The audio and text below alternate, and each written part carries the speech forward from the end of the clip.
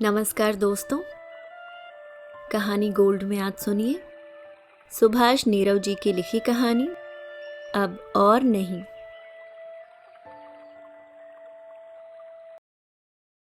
रोज रात 11-11 बजे तक बत्ती जलती है।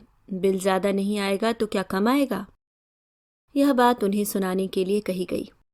जानबूझकर वॉल्यूम तेज रखा गया ताकि बात उनके बूढ़े कानों में घुस सके। मजबूरन लाला हरदेव प्रसाद को गीता का गुटका बंद कर देना पड़ा। चश्मा उतारकर उन्होंने एक और रखा और घड़ी देखी। 9:10 हो रहे थे रात के। उठकर उन्होंने अपना बिस्तर ठीक किया। छुटका उन्हीं के साथ सोया करता है। बहुत छोटा था तो जिद करके साथ सोता था। दादाजी के साथ सोऊंगा। कितना अच्छा लगता था उन्हें जब वह अपनी तोतली जुबान में ऐसा कहता था, लेकिन अब उसे जबरदस्ती सुलाया जाता है। सारी रात पेट पर उसकी टांगे दनादन पड़ती हैं। ऐसा टेढ़ा मेढ़ा होकर सोता है कि बेचारे करवट भी ढंग से नहीं बदल पाते। कभी कभी तो बिस्तर भी गीला कर देता है। छुटके को सीधी तरह लिटाकर उन्होंने बत्ती बुझाई और बिस्तर में घुस गए। आंखें मूंदकर सोने का प्रयास करने लगे, पर नींद इतनी जल्दी कैसे आ सकती है?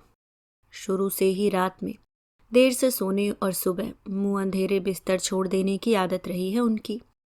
उन्हें याद आते हैं वे दिन जब पार्वती जीवित थी। सुबह उठकर सबसे पहले शौच जाया करते, फिर नहा धोकर पूजा पाठ करते। इतने में दूध का वक्त हो जाता और वह बर्तन उठाकर दूध लेने चल देते। रास्ते में खान साहब मिल जाते तो उनसे बिजनेस के बारे में बतियाने लगते। अगर शर्मा जी दिख पड़ते तो उनकी नेतागिरी के हालचाल पूछने लगते। यही वक्त होता था उनके लिए गली मोहल्ले वालों से उनकी खैर खबर पूछने का। वहां से लौटते तो पार्वती चाय का पानी चढ़ा चुकी होती। जब मोहन नहीं हुआ था वह अपने को इधर उधर के कामों में उलझाए रखते या पार्वती के काम में हाथ बटाते। मोहन हुआ तो जैसे उनको खिलौना मिल गया। कभी उसको बाजुओं में लेकर उछालते और कभी घोड़ा बनकर उसे हंसाते, और इस तरह कब 9 बज जाते पता ही न चलता। मोहन जब स्कूल जाने लगा तो वह रोज सुबह 1-1.5 घंटा उसे अपने पास बिठाकर पढ़ाते। बीच बीच में उसे पाठ याद करने को कह वह अपनी साइकिल की सफाई करते। दोनों पहियों की हवा देखते और ठीक 9 बजे घर छोड़ देते। वह कभी दफ्तर लेट नहीं पहुंचते थे। हमेशा आधा पौना घंटा पहले ही पहुंचकर फाइलों को देख दाख कर तैयार कर लेते, और साहब के आते ही उनके हस्ताक्षर योग्य फाइलें उठाए उनके कैबिन में घुस जाते। अपने काम में उन्होंने कभी गलती नहीं की थी और पूरी सर्विस में किसी अफसर से झाड़ नहीं खाई थी। लाला हरदेव प्रसाद ने अब रिटायर क्या हुए लगता है उनका अस्तित्व ही समाप्त हो गया एकदम से। उपहास और उपेक्षापूर्ण दृष्टियों के बीच वह महसूस किया करते हैं जैसे वह कोई फालतू सी चीज हो। उनसे हंसने खेलने वाले बच्चे तक अब उनके पास तक नहीं फटकते। क्यों फटके? टॉफी खरीद कर देने लायक पैसे भी उनके पास नहीं होते। यार दोस्त जल्दी में हूं कहकर कन्नी काट जाते हैं, क्योंकि उनको बिठाकर एक प्याला चाय पिलाने की अब उनकी हैसियत नहीं रही। पेंशन के जो रुपए मिलते हैं वे भी अपने नहीं, सब बहू को दे देने पड़ते हैं। उन्हें रुपयों की क्या जरूरत? बेटे के उतरे जूते चप्पल और कपड़े पहनने को मिल ही जाते हैं। 2 वक्त की रोटी भी मिल जाती है। फिर इस बुढ़ापे में रुपयों की क्या जरूरत? बगल के कमरे में अभी भी बत्ती जल रही थी। बहू और बेटे में हो रही खुसुर पुसुर को उनके बूढ़े कान पकड़ नहीं पा रहे थे। एक बारगी उनकी इच्छा घड़ी देखने को हुई, पर उन्होंने अपनी इस इच्छा को दबा लिया। एकाएक छुटके ने टांगे चलानी आरंभ कर दी। कभी कभी तो इतनी जोर से टांगे मारता है कि पेट में दर्द हो उठता है। उन्होंने लेटे लेटे ही उसे सीधा किया। तबीयत ठीक न होने की वजह से आजकल सुबह जल्दी उठने को मन नहीं होता, पर फिर भी उठना पड़ता है। दूध भी वही लाते हैं। पायजामा कमीज और कभी कभी चादर मिली तो ओढ़कर चल दिया करते हैं वह दूध लेने। कई बार सोचा अब की पेंशन के पैसे मिलने पर एक पूरी बाजू का स्वेटर बनवाएंगे, या एक गर्म चादर ही खरीदेंगे, पर ऐसा कभी सोच से आगे नहीं बढ़ पाया। मोहन ने जब नया सूट बनवाया, उसने पुरानी पैंट को पहनना ही छोड़ दिया। यूं ही बेकार पड़ी थी। एक दिन उन्होंने हिम्मत कर कहा था, बेटा पुरानी पैंट तुम पहनते नहीं हो, वैसे ही बेकार पड़ी है, मैं ही पहन लिया करूं। इतना कहते हुए उन्होंने महसूस किया था जैसे आवाज गले के बाहर निकलना ही नहीं चाह रही है और वह उसे जबरदस्ती बाहर धकेल रहे हैं। पूरे समय नजरें भी झुकी सी रहीं, जैसे वह भीख मांग रहे हों। एक बारगी तो अपने पर झुंझलाहट भी पैदा हुई। क्या जरूरत थी कहने की, बेटे को खुद नहीं दिखता। बेटे ने मना तो नहीं किया था, पर बात बहू पर डाल दी थी, साथ में यह कहते हुए, सुधा से कहना सिल भी देगी, कहीं कहीं से फटी हुई है। कुछ दिन तक तो वे चुप रहे, और जब कहा तो कभी फुर्सत नहीं है, कभी धागा नहीं है, सिलूं किससे, वगैरह वगैरह सुनने को मिला। इसके बाद उन्होंने कहना ही छोड़ दिया। कुछ दिन बाद वही पैंट कुछ और पुराने उतरे कपड़ों के साथ बहू ने बर्तन बेचने वाली को दे दी और उसके बदले में 3-4 चीनी मिट्टी के बर्तन ले लिए। अच्छा होता अगर यह सब उनकी आंखों के सामने न होता, तब कम से कम यह दर्द जो इस क्षण उनको भीतर तक चीरता चला गया था महसूस तो न होता। एक क्षण को तो उन्हें रोना सा आ गया। उनकी कीमत रिटायर हो जाने के बाद चीनी मिट्टी के बर्तनों से भी गई बीती है। एकाएक हड़बड़ाकर उठना पड़ा उन्हें। उठकर बत्ती जलाई। छुटके ने पेशाब कर दिया था। नीचे का गद्दा बुरी तरह से भीग गया था। सुलाने से पहले वह छुटके को पेशाब करा लेते हैं, फिर भी कोई भरोसा नहीं। अब सारी रात गीले बिस्तर पर लेटो सो, दूसरे कपड़े भी नहीं। उन्होंने छुटके को उठाकर कंधे से लगाया और नीचे का गद्दा पलटकर बिछाया। गद्दा पलटने के बाद भी गीला लग रहा था। आखिर उसी पर लेटना था सो लेट गए। नींद तो वैसे ही कोसों दूर थी आंखों के, अब और दूर हो गई। कुछ देर यूं ही करवटें बदलते रहे। जब नहीं रहा गया तो उठकर फिर बत्ती जलाई और गैलरी में जाकर कुछ ढूंढने लगे। वहीं कहीं ढूंढने पर टाट का टुकड़ा मिल गया। उन्होंने उसे गीले हिस्से पर बिछाया और बत्ती बुझाकर लेट गए। सुबह उठे तो बदन का जोड़ जोड़ दर्द कर रहा था। हल्का हल्का बुखार सा भी महसूस कर रहे थे वह। उठकर दूध लाने को मन नहीं किया उनका, लेकिन वह अपने मन की कर कहाँ पाते हैं आजकल। मजबूरन उठना पड़ा। बाहर आंगन में धूप आ जाने पर चारपाई बिछाकर वह लेट गए। गर्म गर्म चाय की तलब हो रही थी, पर चाय मोहन के ऑफिस जाने से पहले आज तक नहीं हुआ।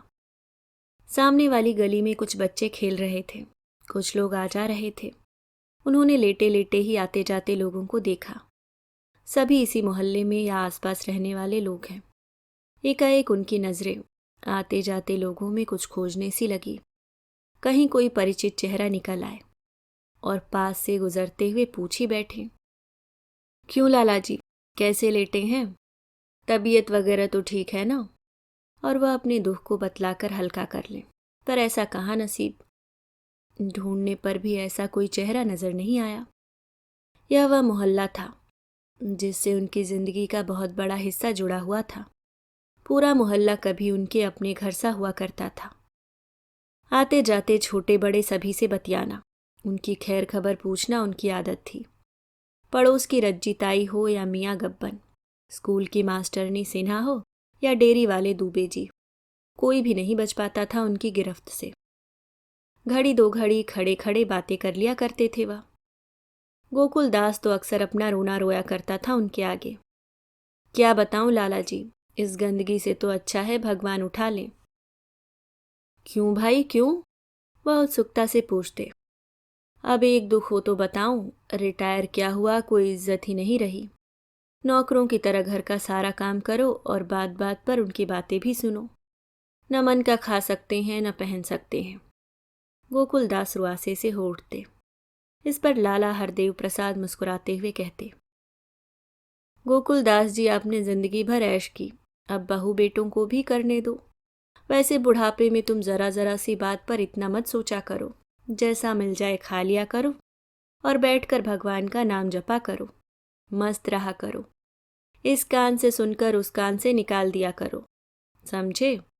रही काम की बात, अरे भाई, कुछ ना कुछ करते रहोगे तो शरीर भी ठीक रहेगा।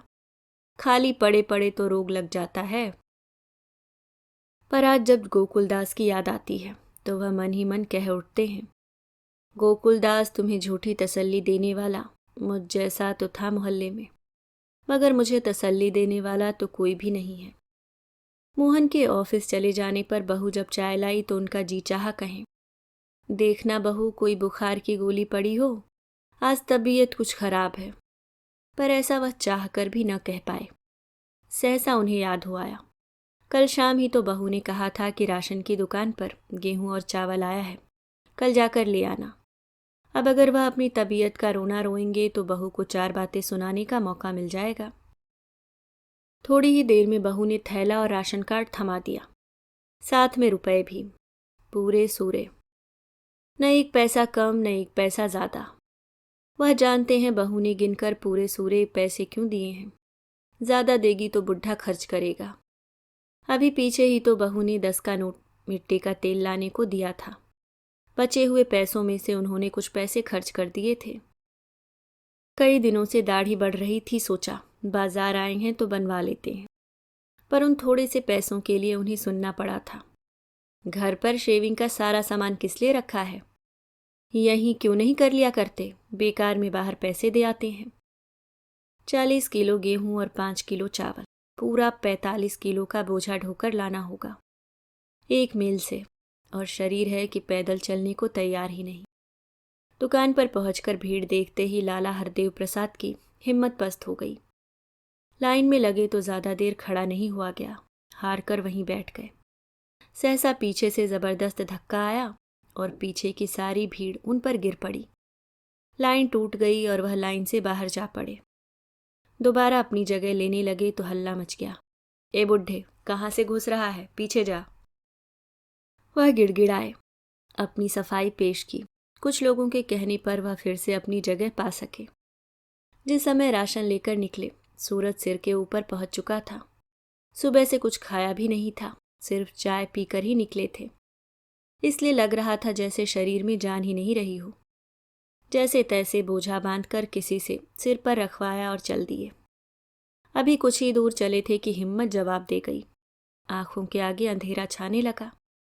कदम आगे बढ़ाते तो ऐसा लगता जैसे अंधेरे में पांव रख रहे हों। इससे पहले कि चकराकर गिर पड़े, उन्होंने बोझा एक और पटका और धम्म से नीचे बैठ गए।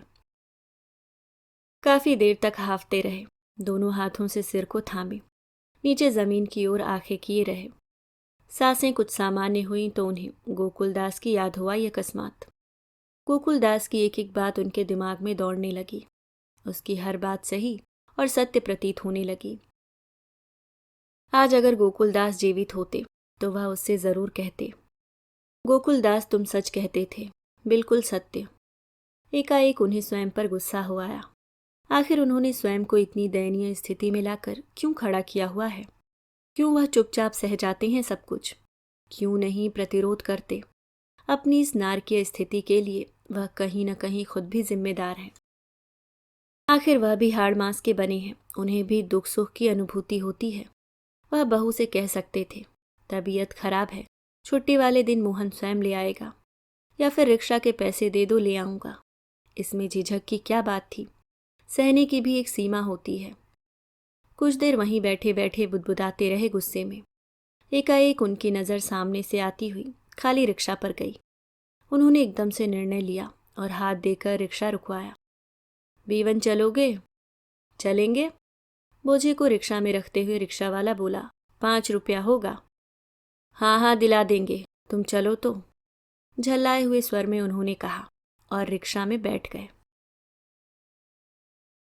अभी आप सुन रहे थे सुभाष नीरव जी की लिखी कहानी अब और नहीं।